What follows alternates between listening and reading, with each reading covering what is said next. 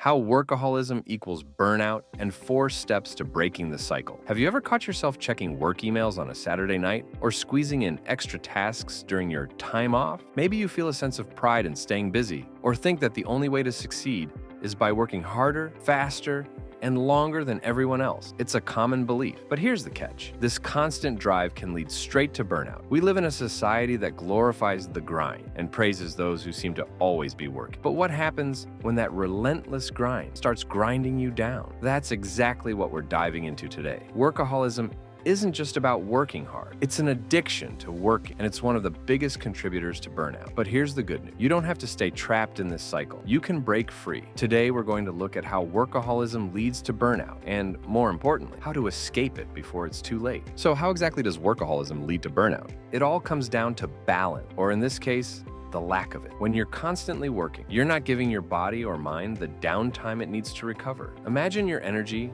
like a battery. If you're always on, you're running down that battery without ever giving it a full recharge. Eventually, that battery runs out, leaving you exhausted and burned out. Burnout isn't just feeling tired after a long week. It's a state of complete physical and emotional exhaustion that doesn't go away with a weekend off or a short vacation. You might feel mentally foggy, physically drained, detached from your work, and disconnected from the people around you. When burnout hits, your productivity drops. Tasks that used to be easy feel overwhelming. Instead of feeling fulfilled by your work, you might start to resent it. Burnout can make you feel like you're just going through the motion with no real joy or satisfaction. The hidden costs of burnout. Some people might think they can push through burnout, that it's just a temporary hurdle. But ignoring burnout doesn't make it go away. It only makes things worse. Burnout doesn't just affect your work, it seeps into every part of your life. Consider the hidden costs of burnout. Physically, burnout can lead to chronic stress, which can cause headaches, digestive issues, and sleep problems. You might start feeling constantly on edge, and that stress can lead to more serious health problems over time, like high blood pressure or even heart disease. Emotionally, burnout can make you feel detached from the things you once loved. You might start distancing yourself from friends and family, avoiding activities that used to bring you joy. Hobbies and relationships can start to feel like burdens rather than sources of happiness. Burnout robs you of your passion, leaving you feeling empty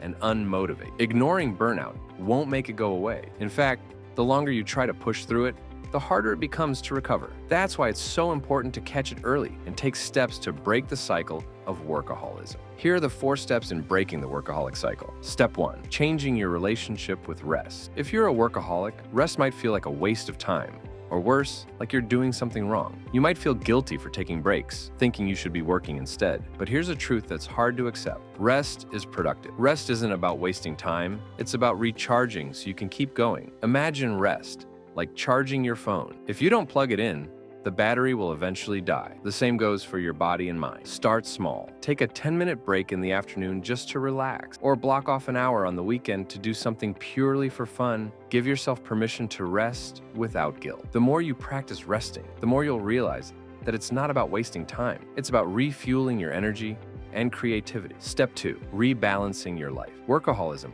often leads to a lopsided life, where work takes up all your time and energy, leaving little room for anything else. But life isn't just about work, it's about balance. A balanced life includes time for yourself, your loved one, and your passions outside of work. Ask yourself, when was the last time you did something purely for fun? When did you last spend time with family or friends without thinking about work? If it's been a while, it's time to make some changes. Start by carving out time for things that bring you joy, whether it's a hobby, spending time with your partner, or hanging out with friends. You don't have to give up work entirely, but you do need to make space for other things in your life. A balanced life doesn't mean you're being lazy. It means you're being smart. When you're happier and more balanced, you're able to bring your best self to work. Step 3. Knowing when to ask for help. Sometimes, breaking the cycle of workaholism isn't something you can do alone, and that's okay. Asking for help doesn't make you weak. It makes you strong and proactive. If you're feeling overwhelmed, consider talking to someone about what you're going through. It could be a friend, family member, or therapist. Just talking things out can offer new perspectives and help you figure out what changes you need to make. If work is a major contributor to your stress, it might be time to talk to your manager or HR about your workload. Maybe you need to delegate, or maybe you need some time off to recharge. The key here is communication. Don't be afraid to ask for help when you need it. Step 4. Redefining success. Breaking free from workaholism